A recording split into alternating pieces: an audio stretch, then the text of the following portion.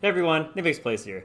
Taking over my Pirate Aggro deck. This deck's had a huge surge in popularity because of all the Phelios and Twisted Fate, and it can deal with those strategies that pressure them super hard in the early game, so they don't get to their explosive value generating late game. So this deck's always been extremely strong throughout all of Runeterra since Bilgewater came out, and it's a lot of times had the highest win rate in the game for ranks Platinum and below, Gold and below. I want to stress this a lot. This is good at high ranks. You can play it on Masters. A ton of people are playing it at Masters right now. But if you are ranked Gold and below, this is like the best deck to play. Like the best deck. It's extremely strong at low ranks. A, it has fast games. But B, I guess the strategy is just super hard to deal with once you're still figuring out a lot of stuff. So this deck's amazing. I guess I want to make sure I pointed that one out for you guys to know what do I play to rank up. This is a super, super good one to do it fast. All right, let's dive right into it. So the point of the deck is it's a burn deck. It's a burn deck. You play a ton of 1-drops, a ton of low-costing cards to chip in early game damage. Then you finish off with Noxian Fervor, Decimate, Gangplank, Jack the Winner, Captain Farron as your late game bombs to do the rest of the burn damage. So we'll start off. We have 4 1-drops. They're all 3-ofs. So we have 12 1-drops. 12 1-drops. Really strong. You have multiple hands where you have triple 1-drop. Triple 1-drop is the best damage output in the game for this deck, so it's a hand you would want if you were to have like double Saboteur and Precious Pet, or CRACKSHOT, Jagged Butcher, Legion Saboteur. Because on turn 1 you play 1, and on turn 2 you play 2 more, and you just have 3 attackers. A lot of times they'll trade, and you'll be doing way more attack damage than they can block, and it's great early game chip damage. So, CRACKSHOT CORSAIR. When allies attack, deal 1 in the enemy nexus. This is good. You can attack with it if you're wider than them to chip an extra 1 damage with its actual attack. Or you can keep it back if you don't want to lose it in a certain trade. So just chips in 1 damage every time you attack. Very good. 2 health is a good stat because you can use Imperial Demolitionist on it and it stays alive. So just easy damage, easy burn. Jagged Butcher, most of the time you'll be using this as a 2-2. You don't want to really go for the Plunder, Grammy plus and Pulse that much if it means you're losing out damage or tempo in the early game. But later in the game, if you have it, it's a 1-drop that comes with 3-3, which is nice, but very straightforward 2-2 for 1, and you can also use Imperial Demolitions on it on turn 2, and it lives, which is nice. Legion Saboteur, 1 mana, attack, do 1 enemy nexus. Pretty straightforward, just easy burn damage. And then Precious Pet, 2-1 fearsome, 1 mana, so can't be blocked things with 3 more power, or can only be blocked by things with 3 more power, so a lot of early game units, so 2-1s can't block it back, which is nice. Which one do you play in the early game? A lot of it comes down to the matchup. I'd say Precious Pet is really strong at the beginning of the game because a lot of things can't deal with it, since most 1-drops, or almost all 1-drops on 3 attack, get the guaranteed damage. But if you're up against something like, let's say, Teemo Ezreal, that has Thermajack Beam on turn 1, maybe you want to play something with more health like Jagged Butcher because there's no way to deal with it. Teemo can't block this, and Thermajack Beam can't kill us on turn 1 because it's 2 health. 2 drops, so we have Imperial Demolitionist. Deal 1 to an ally, deal 2 to the enemy nexus. This is just burn damage, also 2-drop. You want to use some things that are actually going to survive. You can use it on barrels generated by Gangplank, or you can use it on CRACKSHOT CORSAIR or Jagged Butcher. Since they have 2 health, so if you ping it on them, they will live, so they can still attack for damage, as well as doing 2 damage to the nexus. 3 Legion Grenadier, Last Breath, deal 1 to the enemy nexus, 3-2. Pretty straightforward. Good defensive unit. Something really big about this card is that Gangplank's level up. You've damaged the enemy nexus in 5 different rounds. This allows you to block with it and damage the nexus on your opponent's turn. So that way you can try and get the Gangplank level as fast as you can, even turn 5 sometimes. So very strong to get that as a finisher early. Going to 3 drops, I'm Ballista, 4-3 Overwhelm. Pretty good stats, usually always shifts for a damage or 2. Good trades. The big health saved itself from Avalanche and such, so it's pretty good just to get the not guaranteed damage, but near guaranteed damage. 3 Misfortune. I do need to talk about this card in particular for one reason on how to play it, but first let's go over what it does. So 3-3 for 3. When allies attack, including itself, deal 1 to all battling enemies, enemy nexus. This card's really strong because it messes up all their combat trades in a lot of Gromir matches, like say you're playing against Draven Jinx. The Jury Rig with 1 health, the Giant Urchin with 1 health, you attack with all your guys, and it does 1 to the nexus, which is nice. But if they block with any of those things, then they all just die, and you keep your guys alive for a bigger attack next turn. If they don't block with it, you're doing huge chip damage, so it could put your opponent in really awkward spots. I want to note that you rarely ever level up this card in this deck. You do not hold it back. This is one of the biggest mistakes I see with Pydago players that aren't, I guess, like, play them all the time, or like something you wouldn't improve in your game with Pydago, is you want to attack with Misfortune on 3, even if they can block it. Even if they can block it. If they have a Aphelios or whatever, you want to attack with it versus Trapper. The reason why is A, it's not leveling up. And you may be thinking, oh, if I hold it back, I'll get one extra damage. But the main way, or one of the main ways Pirate aggro does damage in early game, just a concept for a lot of aggro decks, is by having more attackers than they have blockers. Let's say your field is Jagged Butcher, Precious Pet, and Misfortune, right? And your opponent's field is a Versus Trapper, which is a 3/3, and like a 2/2 or something, right? If you hold Misfortune back, they can just block both your guys, and then Misfortune will live, which is cool, but you're missing the chip damage you would have gotten by attacking the 3 attackers and they have 2 blockers. You get one of them will guarantee get through for the extra damage. So you want to make sure this is an aggressive card. It's just a bonus. The reason you hold back in Scouts is that it's so easy to level up in Scouts. You have Blinding Assault, the Scouts. It's usually just 2 attack turns. Levels us up, and it's a huge reward. But this deck, the more you hold it back, the more turns they have to play blockers that can block it, to deal with it. If you don't want to block with it, they're attacking you for damage. So if you overvalue Misfortune in this deck, you're going to lose a lot of damage at early game, which weakens your Decimates and your Farron and Jack because they have so much more health. So you really need to make sure use as a 3/3 attacker with the bonus. I can't stress that enough. That's one of the biggest differences I see people with Misfortune. They treat it like Scouts, and it's not a Scout deck. It's not leveling up. I see why you would think that, but in short, having more attackers than blockers in the early game chip damage is how this deck gets you low really fast and then finish the Decimate. You need to do that, or you won't be able to get them in range of game. So yeah, there are times you hold it back, but if you have more attackers than blockers, you want to attack with it. 3 Fervor, this is the only 3 or less cost spell in the deck, so Zapsprafen always searches it.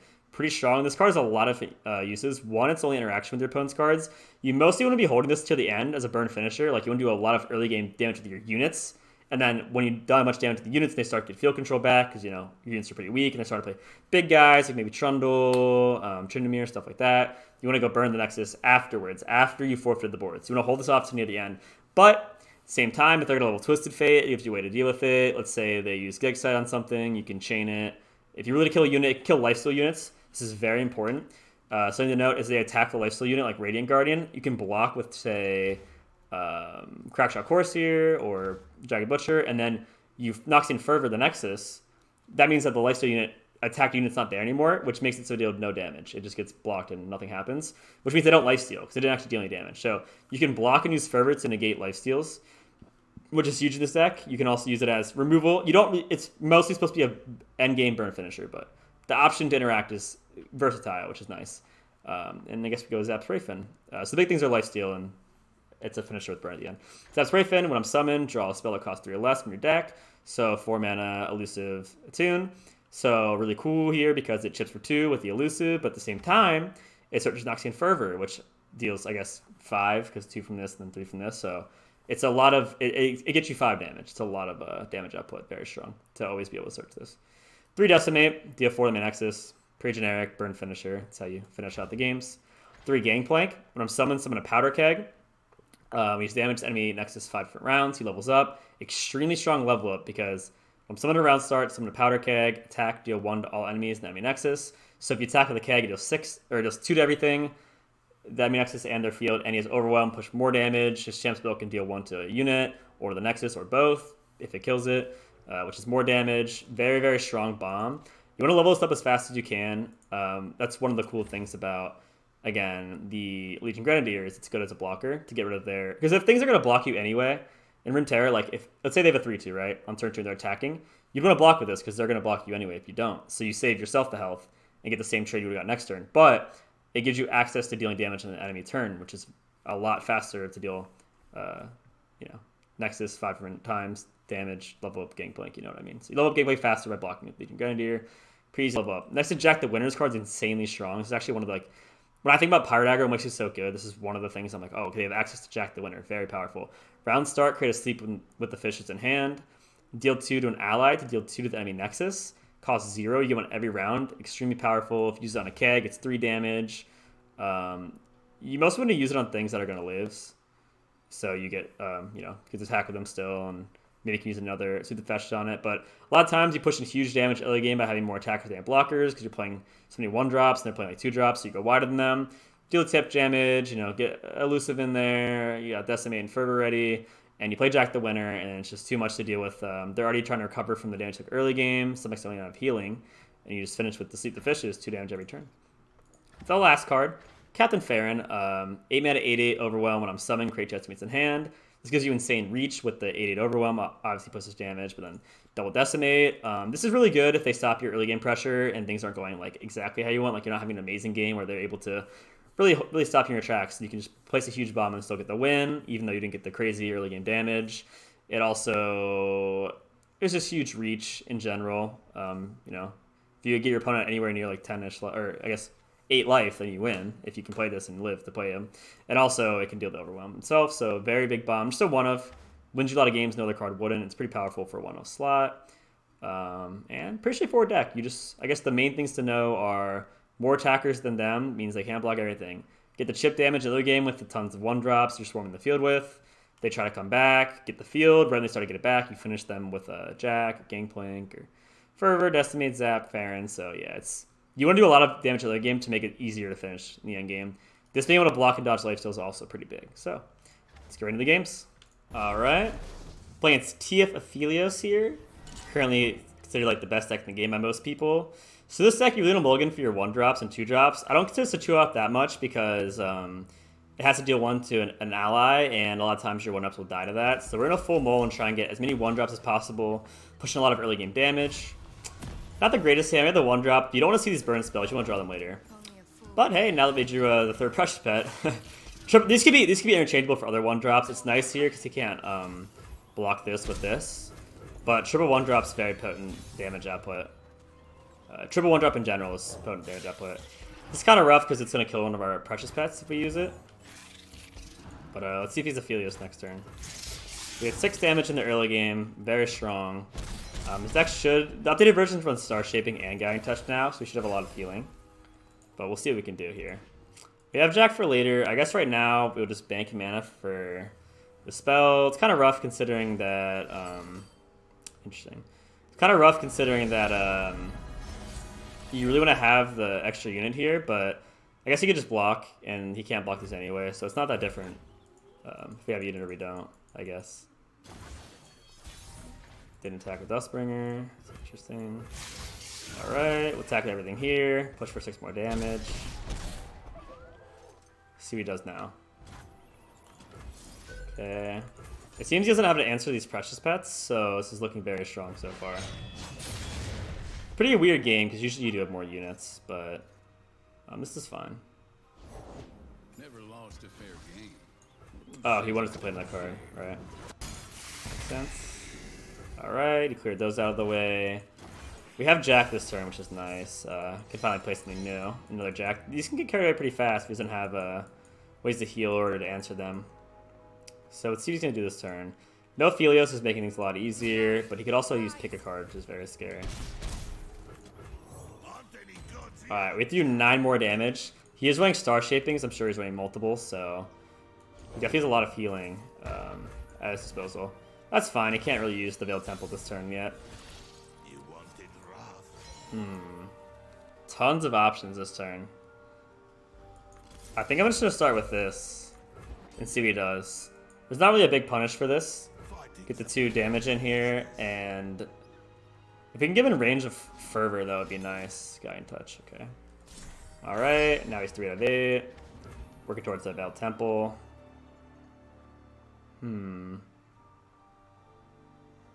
Having multiple units could be good, but I think having double Jack is just so much damage.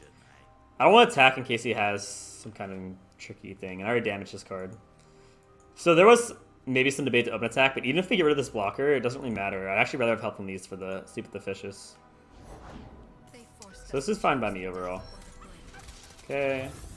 No Aphelios, no problem. Doesn't have access to like the removal with Calibrum or the healing with Severum. Pick a card. So here I have the option to use Fervor on this. To use Fervor on this, but he probably has the Guiding Touch or... I'm not Guiding Touch, the Sunblessed Vigor or the Pale Cascade to protect it, so we have to let this go and we're going to have to battle it out with the level of Twisted Fate. We have tons of burn though, so I think we'll be fine. This is guaranteed to search us our last Noxian Fervor, which is 9 damage through the Fervors by itself, but we even have more than that. Okay, that's good. For him. Now this game's heating up. Alright, game's heating up. We do have so much damage output though, I think we'll be fine. One thing that's weird though, so I use Sleep the Fishes on this. Oh god.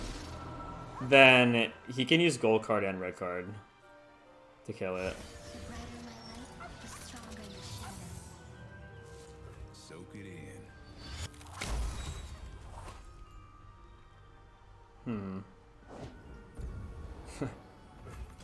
This could be good here. Because the gold card is going to, or the red card will still make it alive, and he also is probably gonna caliber on this anyway, so it's okay. I'm gonna do this before he starts popping off. If we don't die this turn, we should be good with the fervor, as long as he doesn't have another star shaping. This is scary, but we have fervor to dodge it, so it's not really that big a deal.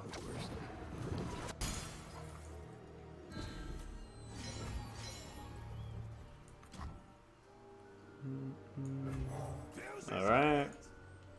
It's gonna gold card this.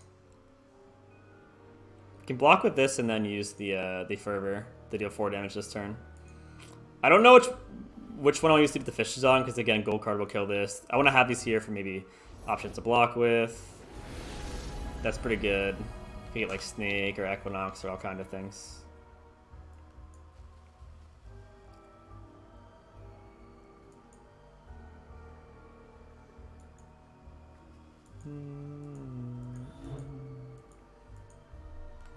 He doesn't have another star shaping. It should be good. He's used multiple guiding touches already, so it's not really that big a deal. Killing this is awkward because then we won't get another Sleep with the Fishes from it. Making him pass here is actually good because he won't be able to use a lifesteal. We can save the fervors for easier times. He could big brain us and maybe pass and just try and draw star shaping, but we'll see. Moonglow, okay. Doesn't really matter. Doesn't really matter, it's fine. Let's see what he attacks with here. He's not threatening lethal, so we should be fine here. For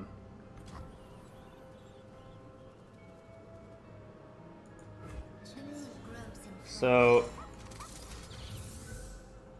we use Sleep with the Fishes here. Puts him at 6, which is exactly enough for both the fervors. The overwhelm will go through our Noxian fervor block now, so we have to do this. It's our time. He only has 1 mana, so he should have no healing. So this should be GG in our favor. Close game though.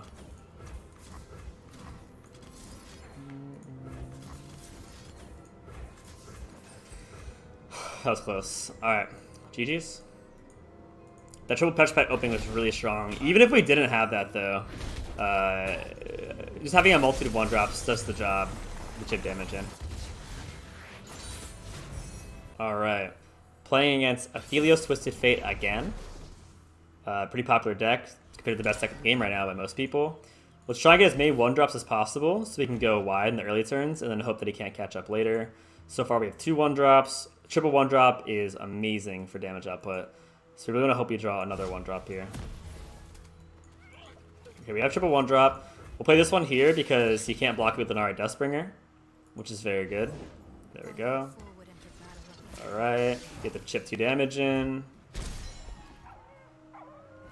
Okay. Nice. We have all kinds of 1-drops here. We don't block that because we want to push the damage here. Play this. We definitely want to play this as well because he's both of attacks, effects when they attack. This, usually you want to develop here, but I want to see what we draw. Alright, something we can do here is play the demo on this because it'll live, only taking 1 damage with 2 health. That'll also proc the Plunder for Jagged Butcher, become a 3/3, which is very good. I'm not entirely sure what he's thinking about here. I guess we're gonna wait and find out. There's not many cards that can interact in this moment, so maybe he's thinking about conceding. I'm not really sure. This might be too much for him to handle.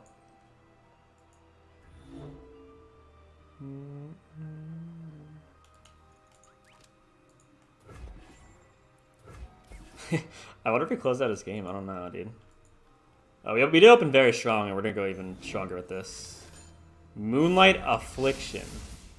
Moonlight Affliction. Not a card people usually run in this deck, and it's very expensive right here. But we're going to attack with everything.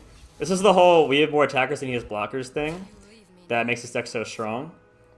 As you can see, we have 5 attackers. He has 1 blocker. This is a pretty common scenario against Swiss Fate Aphelios. Even having this is pretty fortunate. This is the best thing you can have on turn 1 for the most part, most of the time. And they don't have any blockers in general. They have the only 1-drops they have are this and Spacey Sketcher.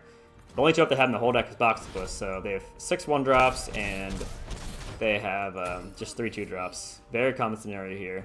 Moon Affliction isn't really a card most people play though. I don't know if playing it there was the right thing to do, but I don't know his hand. Twisted Fate's really good here. Clean up our field. I could play this, but I could play in Twisted Fate, which I think you would have played if you had it, but let's not risk it. We can just open attack here. We have Jack, Fervor, Decimate, and GG's. GG's. Pretty good deck. Pretty good deck. Alright, that's the video. Hope you enjoyed it. I do stream every day at 6:30 p.m. EST on Twitch. Feel free to follow me there. Subscribe here. If you have any questions, let me know. I'll be making a lot more deck profiles this week. And I would like to really emphasize about this deck again. It's good versus Twisted Fate Fizz, so that's why it's in the meta a lot. Can beat Aphelios sometimes. They don't have many early game blockers. Fervor can dodge their heal spell, Severum, or the thing that gives lifesteal because you can block. And then this is the main thing to take away is this is an amazing deck to climb with, especially if you get right into the game. Ranked off the plat, I think it's insanely strong, but it can get you to Masters as well and do well in Masters. But this deck is like, I think it is straight up the highest win rate up to gold or plat. So very good stuff. And if you have any questions, yeah, again, just let me know. But catch you guys later. Peace.